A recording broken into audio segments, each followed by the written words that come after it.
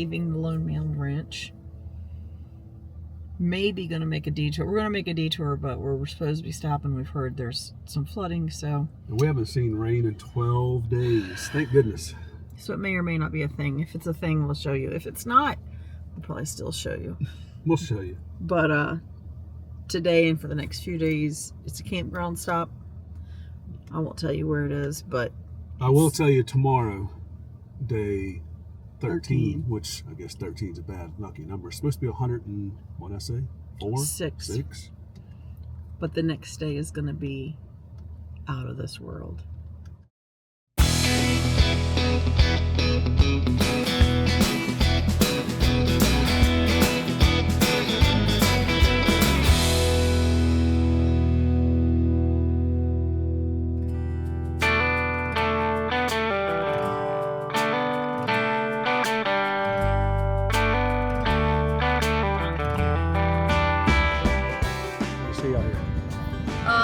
A Cadillac car. Just a Cadillac car, just one? No, 1, 2, 3, 4, 5, 6, 7, 8, 9, 10. Did you bring your spray paint? Yes. Who's got your spray paint? What? What are you going to do with it? Write a Z on everyone. A Z for what? Me. Zebra? No, me. Me starts with M. What? Me starts with M. No, for me. Z.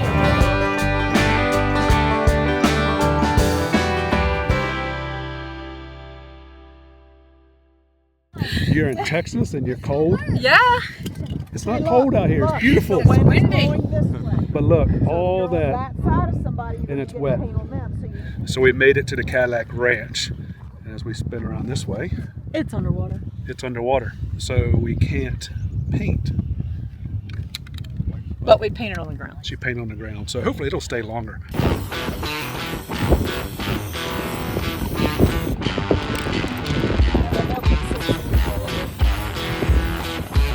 I say you go out there in the water. You afraid of the water? You got flip-flops on.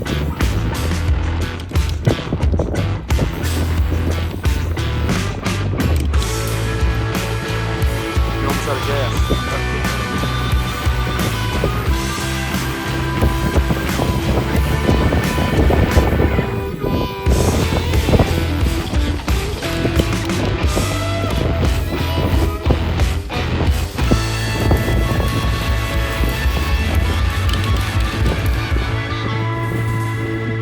They say it doesn't last longer than 24 hours or so Before it gets painted over by somebody but else. if we can get out there right now, it'll stay longer because nobody's making that trek out there. Plus we're in Texas and it is cold, and that's another reason I'm not walking through that cold water to get to a car.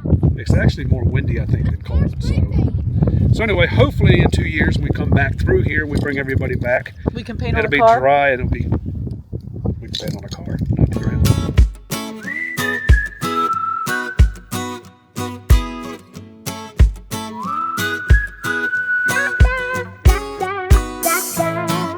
Walking away from, watch that hole. Cadillac Ranch. Danny, was it what you expected? The pictures make it look bigger. Did the pictures show you all the mud? No, not at all. Did the pictures show you all the cold? No, it shouldn't be this cold in Texas in June. I'm sure it'll be hot today later on, but I mean, it's only 9 o'clock. And it's the wind that makes it cold.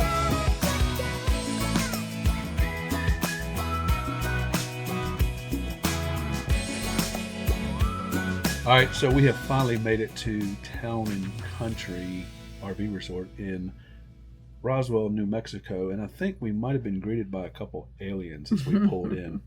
Well, maybe the aliens were the people that were traveling with us. I don't know. They all look like, everybody here looks like aliens, I think.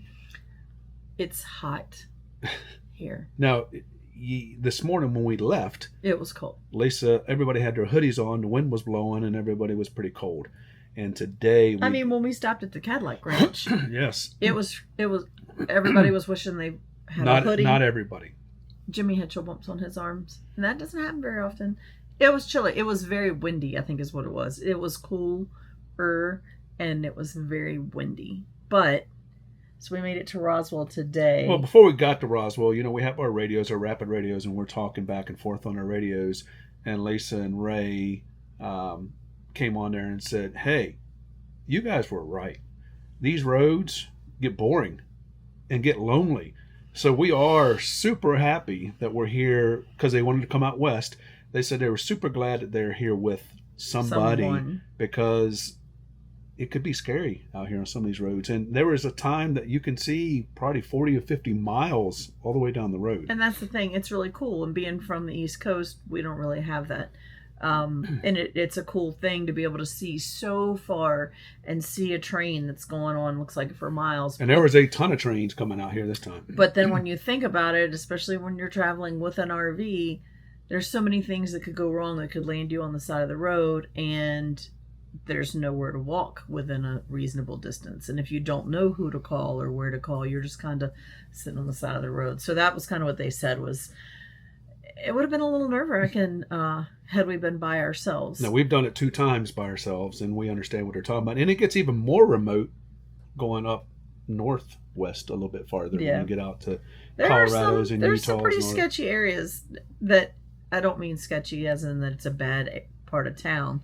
I mean, just that there's nothing nearby. And you think if you had even just a flat or something go wrong with your truck, you could sit there for hours waiting for somebody. Maybe you don't even have any cell service, and that's literally what you have to do is just wait for somebody. So it's kind of nerve-wracking. Another reason we like to travel with at least one other person, because then you're not on your own. And that's another reason the crawl was invented too, so you can crawl with other people. So, but anyway, so we made it to Roswell. We went from 50-some degrees to 100 when we got here. And I will say, shout out to... I've met a lot of cool people, people that seem super nice on the phone, and then when I get there in person, so far they all have been, but Valerie is the manager here at Town & Country, and she was amazing on the phone, and she is just as amazing in person. It's a good Sam's Park. It's very clean. Not a lot of grass, but that's the area we're in, right? It's a lot of gravel. But grass doesn't live here. But I mean, like, the sites are all, very well maintained. Everything's very clean. We did some laundry yesterday. I had a chance to go into one of the bathhouses yesterday. Everything's very clean. Everybody's very friendly. And they even have a whiteboard when you check in, like on the outside of the building. We were famous. Especially for overnight. I mean, for people that are coming maybe after hours, it has like directions, but it said, welcome, FindUsCamping, and had everybody's name. So that was fun. And she has recommended a Mexican restaurant in town, and we're going to go try that out for dinner. So that's the first thing, Lisa does when she gets to places, whether or not it's a hotel, campground, or whatever. She tries to make friends with everybody up front and finds out where they recommend going. And I don't mean going to the Longhorns and the Outbacks and all that, but if one of your family members, when I say one of your family members are coming in town, where would you like to take them? That's now, my question. What always scares me about that is, what if they don't like their family members? If they don't like their family members, they're going to take them to like a 1-star. But I tell them that because I don't want them to say, well, there's an Applebee's right up the street. Nothing wrong with Applebee's, but I can go to Applebee's anywhere. I want to go somewhere that the local cuisine or the local area is known for this cuisine, and I want to try that. So she has recommended a couple of different places, a Mexican place, a Chinese place, a steakhouse. So I don't know. We'll get into something, and then also... Well, we're going to go to the Mexican restaurant tonight, and I hope tomorrow night we can go to the steak because restaurant. I love steak, and this has a steak and an all-you-can-eat salad bar. It does have a salad bar. The salad bar is going to help me on my Weight Watchers. Because Weight Watchers has not been good this week. Why? But let's not talk about that right now. So, when you're on a Weight Watchers diet,